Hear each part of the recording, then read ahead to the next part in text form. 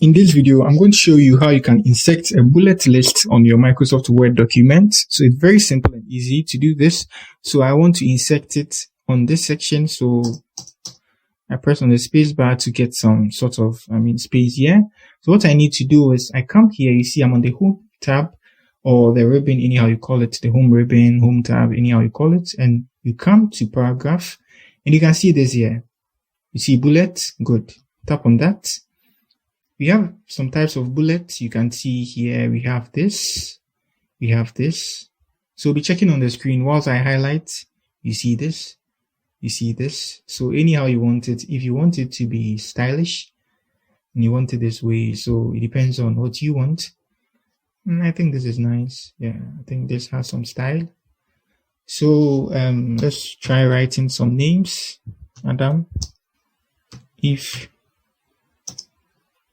Abel, and then the other one, I don't know whether it's this Kane or it's K. Anyhow, it's been spelled. So that's it on how you add bulletin list on Microsoft Word documents. So just like I said, you just leave a space and you come here, tap on it. If you want to style it, you come to any of these sections here and you're good to go.